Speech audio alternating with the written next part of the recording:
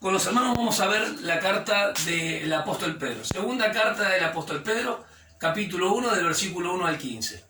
La primera carta de Pedro es interesante porque los problemas son de afuera, son externos, las persecuciones y demás. Pero en la segunda carta de Pedro ya hablar de por qué es importante ceñirse a la palabra, como antorcha que alumbra el lugar oscuro. Pedro habla del testimonio de que él vio a Cristo, estuvo en la transfiguración según Mateo 17, y sobre todo el testimonio, que la palabra no vino por una intervención humana, ni tampoco es de interpretación privada, porque los hombres fueron empujados, fueron movidos para escribir esto. Toda la carta, la segunda carta de Pedro, habla de el crecimiento, el desarrollo y la madurez. Crecer en gracia. Uno de los versículos clave de la segunda carta es segunda de Pedro 3:18, que tiene que ver con crecer en la gracia, o dentro de lo que es la gracia. Entonces los problemas en la segunda carta de Pedro son internos, son distintos a la primera carta. El problema es que estaban adentro, se habían infiltrado ciertas personas, así como pasó a los Gálatas, que querían esclavizar a otros o poner tropiezo a la libertad con la que Cristo había llamado. En el caso de Pedro habla de los falsos profetas y hace alusión al viejo pacto cuando hubo entre el pueblo de Israel falsos también. Dentro de esa carta dice que al cristiano lo tiene que animar para seguir adelante, porque hay un peligro muy grande. El cristiano, si no crece, no es que queda estático, retrocede. Entonces, ¿cómo es la escalera que va del 5 al 7? Las dotes espirituales que va a mencionar. Capítulo 1, versículo 1 al 4, lo leemos fuerte. Vamos. Simón Pedro, siervo y apóstol de Jesucristo, a los que habéis alcanzado por la justicia de nuestro Dios y Salvador Jesucristo, una fe igualmente preciosa que la nuestra. Gracia y paz os sean multiplicadas en el conocimiento de Dios y de nuestro Señor Jesucristo. Como todas las cosas que pertenecen a la vida y a la piedad, nos han sido dadas por su divino poder, mediante el conocimiento de aquel que nos llamó por su gloria y excelencia, por medio de las cuales nos ha dado preciosas y grandísimas promesas, para que por ellas llegaseis a ser participantes de la naturaleza divina, habiendo huido de la corrupción que hay en el mundo a causa de la concupiscencia. Fíjense qué interesante. Estas personas ya habían huido del mundo, porque Jesús lo dice aún en Juan 17. Yo no soy del mundo. Cuando hace la oración de entregar al Padre a los que había dejado, dice, Padre, guárdalos. Te ruego, no digo que los quite del mundo, sino que los guardes del mal. Porque la iglesia es sacada fuera del mundo para ser llamados a algo espiritual. La iglesia no tiene que ver con un edificio físico. La iglesia, así como Pedro dice, son linaje escogido, nación santa en un sentido espiritual. Y Pablo habla del edificio espiritual. Del mismo aspecto, cada creyente que es llamado como piedra viva es para formar un edificio. Cuando Pedro tiene esto en mente, habla de que trabajen como todos en forma conjunta, como eslabones sin romperse. Y empieza a decir que las bases del crecimiento se van a encontrar del versículo 1 al 4. Pero para entender la base del crecimiento debemos entender el fundamento que se encuentra en 1 Corintios capítulo 3, versículo 11. 1 Corintios capítulo 3, versículo 11. Porque nadie puede poner otro fundamento que el que está puesto, el cual es Jesucristo. O sea que Pablo hablando de la sabiduría, algunos se peleaban porque iban detrás de Apolo, otros de Cefas, y Pablo dice, ¿quién es Apolo? ¿Quién es Cefas? ¿Quién es Pablo? Si el fundamento es Cristo. Una vez que está puesto el fundamento, las personas tienen que sobreedificar sobre ese fundamento. Y lo que sobreedifican sobre ese fundamento tiene que haber establecido con lo que los apóstoles iban a dejar como revelación en las Escrituras. Ahora, es interesante. El fundamento o las bases de ese fundamento tiene que ver con Jesucristo. Jesucristo es el fundamento. La roca, la piedra. O sea que las bases del crecimiento descansan ¿sobre quién? Sobre Jesucristo. Para tener un crecimiento, hablando de doctrina, hablando de enseñanza, tiene que ver con tener primero a Cristo. Entender quién es Él. Dos cosas importantes. ¿Quién es Él? Su persona. Y lo que hizo, su obra. Siempre cuando hablamos de Jesucristo, este nombre compuesto, hablamos de Jesús, que es el Salvador, y Cristo el enviado. Entonces, cuando hablamos de Cristo como el fundamento, no nos olvidemos que no solamente es Dios. Cristo es Dios, pero Jesucristo hablamos de humanidad. En Jesucristo están las dos naturalezas. Su deidad, Dios tiene que ver acá con deidad, y todas las perfecciones de Dios, pero 100% humano. El hombre es Jesucristo. Hay un solo mediador entre Dios y los hombres, sí, Timoteo 2:5, que es Jesucristo. En ningún otro hay salvación, dice Hechos 4:12, sino solamente Jesucristo. Fíjate qué interesante que usa el nombre compuesto. Ahora el fundamento es algo sólido, estable, algo que no se puede mover fácilmente, ni las tempestades ni las olas. Esa alusión, esa metáfora, se usa muchas veces en la Biblia para hablar de la roca. La roca. Jesucristo, ¿qué dijo? Sobre esta roca edificaré mi iglesia. Mateo 16:18. Importante. Ahora, dentro de este capítulo, que nuestro hermano leyó, le dé vuelta el 3 y el 4. Como todas las cosas que pertenecen a la vida y a la piedad, nos han sido dadas por su divino poder, mediante el conocimiento de aquel que nos llamó por su gloria y excelencia, por medio de las cuales nos han dado preciosas y grandísimas promesas, para que por ella llegaseis a ser participantes de la naturaleza divina, habiendo huido de la corrupción que hay en el mundo a causa de la concupiscencia. ¡Wow! ¡Qué impresionante! O sea que para no caer en la miopía espiritual, ¿qué significa miopía? La miopía es una afección en la vista, que se ven las cosas borrosas, y solamente las cosas que se ven son las que están acá cortas. Cerca. La persona que tiene y carece del sentido espiritual, su vista es corta, no ve más allá. Pedro lo está llevando a ir más allá. ¿Qué cosas nos da Pedro? Para facilitar el crecimiento, ya tenemos el fundamento. Primero, el poder, la dinámica del espíritu. Segundo, habla del conocimiento de aquel. Conocimiento. ¿Sí? El gnosis. Tercero, conocimiento pleno. Conocimiento pleno de aquel. El conocimiento pleno es la palabra epignosis, que es un conocimiento exacto, valga la redundancia. ¿No les parece impresionante? Cuarto, va a recordar que la palabra de Dios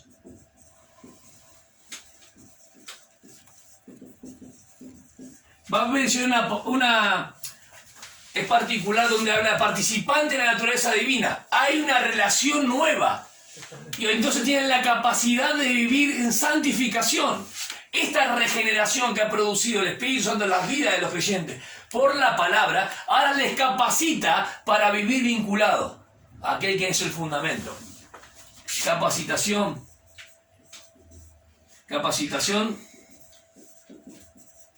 para vivir en santificación.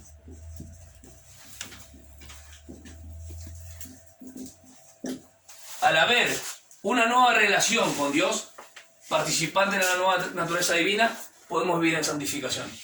La palabra santo no es alguien que tiene una aureola ni un halo arriba, sino aquella persona que es apartada para Dios. Para un propósito. Para un propósito. Se aparta del pecado para justamente servir a su Señor. Ahora, para facilitar justamente el crecimiento. Ahora, si tenemos las bases del crecimiento, ¿cuál es el camino del crecimiento? Vamos del 5 al 9. Vosotros también, poniendo toda diligencia por esto mismo, añadid a vuestra fe virtud, a la virtud conocimiento, al conocimiento dominio propio, al dominio propio paciencia, a la paciencia piedad, a la piedad afecto fraternal y al afecto fraternal amor. Porque si estas cosas están en vosotros y abundan, no os dejarán estar ociosos ni sin fruto en cuanto al conocimiento de nuestro Señor Jesucristo. Pero el que no tiene estas cosas tiene la vista muy corta, es ciego, habiendo olvidado la purificación de sus antiguos pecados. Esa escalera, añadida a vuestra fe inicial, El punto de partida cuando naciste de nuevo, o cuando sos la nueva creación, o cuando decimos nueva creación, nueva criatura, según 2 Corintios 5:17, tiene que ver cuando el punto de partida, cuando creíste. Pero no te puedes quedar en el punto de partida si no sos una persona un miope espiritual. Cuando vos no añadís a esa fe, está bien, crees en Jesucristo, ahí, el punto de partida, posicionalmente, ya está, tenés la salvación. Pero si te quedás solamente que sos salvo y no vivís para tu Señor, sos una persona ingrata. Porque debes añadir a esa fe. Si no, quedas como una persona con una miopía, una afección, valga la redundancia. Estoy diciendo algo fisiológico, pero en el sentido espiritual, corto, que pone su mirada nomás las cosas de la tierra y no las del cielo. Sin saber que al final de los versículos nos va a llevar a que trabajemos a que cultivemos estas cosas, porque seremos recompensados sobremanera. No estamos acá para nosotros mismos, estamos para nuestro Señor. Por eso hay un camino de crecimiento. Facilitar el crecimiento es a través de todas estas cosas que ya nos dio. Pero el crecimiento, ¿cómo se da? Usando las dotes espirituales. A la fe añadir, ¿qué? Virtud, excelencia moral. Apartate de todo aquello que es pecado. A la virtud que hay que añadir conocimiento, más conocimiento de aquel, hablando de la persona y la obra de Cristo, las Escrituras. Al conocimiento añadir ¿qué? Dominio propio. Dominio propio, que es una facultad que da Dios a través de su Espíritu para que en los momentos difíciles podamos tener cordura y templanza. ¿Al dominio propio qué? Paciencia. En el momento de prueba y circunstancia difícil, no te salgas, mantenete hasta que pase el ciclo de la prueba, porque Dios te va a recompensar cuando entiendas el propósito. ¿Para qué esta prueba? Y no el por qué. A la paciencia agregar ¿qué? Piedad.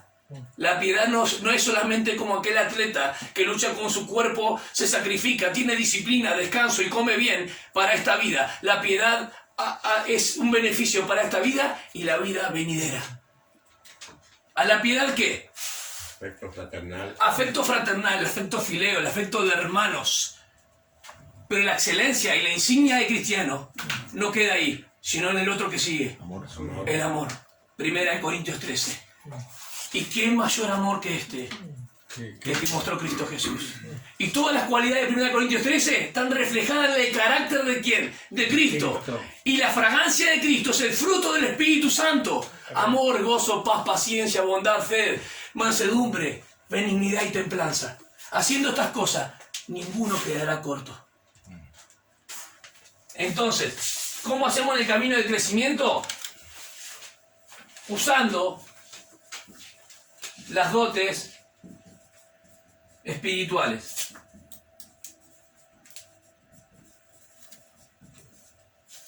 Ahora es interesante, te voy a pedir, Matías, que me lea el 8 y el 9 de vuelta. El 8 va a tener una parte positiva y el 9 va a ser negativo, vamos.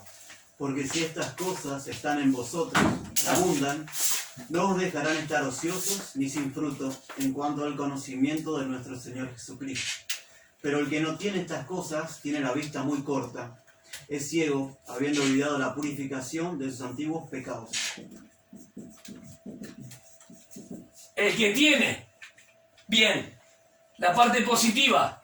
El que tiene estas cosas, ¿cuál es? La del versículo del 5 al 7. Vamos a la parte negativa.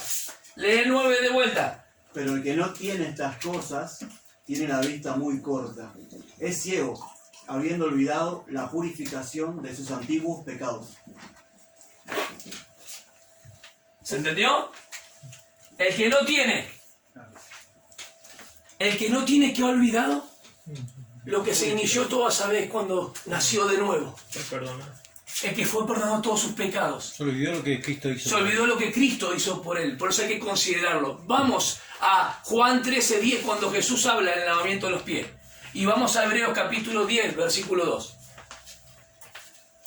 Jesús le dijo: el que se ha bañado no necesita lavarse, excepto los pies, pues está todo limpio. Y vosotros estáis limpios, pero no todos. El que no estaba limpio era aquel que no había creído que era Judas. Y los otros días solamente limpiarse los pies, que es la relación que tienen que tener con el Señor. Pero aquella persona que justamente tiene una miopía espiritual es un cristiano que no se está dando cuenta de lo que el Señor había hecho en la primera vez cuando lo lavó completamente, que Él perdonó su pecado. Bien, y en el capítulo de Hebreos 10:2 dice: de otra manera, no habrían cesado de ofrecerse, ya que los que adoran una vez purificados no tendrían ya más conciencia de pecado.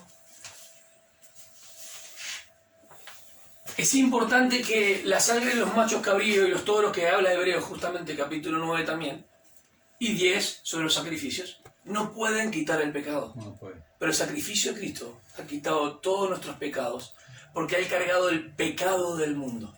Nuestros pecados particulares que hacemos ya fueron en Cristo. Por eso hablamos no que pedir perdón a Dios, sino confesarlos, porque Él ya los perdonó. Gloria a Dios. Y cuando confesamos nuestro pecado debemos no solamente admitir, soy pecador, porque el que dice que no es pecador lo hace a Dios mentiroso. Confesamos nuestro pecado, decimos lo mismo, no nos justificamos, homologueo, decir lo mismo que hice, y nos apartamos del pecado. No confesamos y volvemos a caer como queremos. Debemos llevar una vida que va agradando a Dios, a la fe añadir virtud. Virtud es excelencia moral, porque Él nos ha dado el poder dinámico del Espíritu Santo, que produce el querer como el hacer, por su buena voluntad. Y la voluntad del Señor, segunda de Tesalonicenses, capítulo 4 y versículo 3, es vuestra santificación. Primera de Tesalonicenses 4:3. Ahora, para terminar, si dijimos el camino del crecimiento, el cristiano no va a crecer siempre, eternamente. Hay una consumación del crecimiento. Y nos vamos a encontrar con el Señor. Ese crecimiento que tengamos será recompensado. Esa vida que hicimos en cuanto a la obra de gracia será coronada y recompensada por la obra de gracia que hayamos hecho para nuestro Señor. Premiada. No en esta vida, sino en la venidera. Entonces vamos a distinguir algo. Del 10 al 15. Por lo cual, hermanos, tanto más procurad hacer firme vuestra vocación y elección, porque haciendo estas cosas no caeréis jamás, porque de esta manera os será otorgada amplia y generosa entrada en el reino eterno de nuestro Señor Salvador Jesucristo. Por esto, yo no dejaré de recordaros siempre estas cosas, aunque vosotros las sepáis y estéis confirmados en la verdad presente. Pues tengo por justo, en tanto que estoy en este cuerpo, el despertaros con amonestación, sabiendo que en breve debo abandonar el cuerpo, como nuestro Señor Jesucristo me ha declarado. También yo procuraré con diligencia que después de mi partida, vosotros podáis en todo momento tener memoria de estas cosas.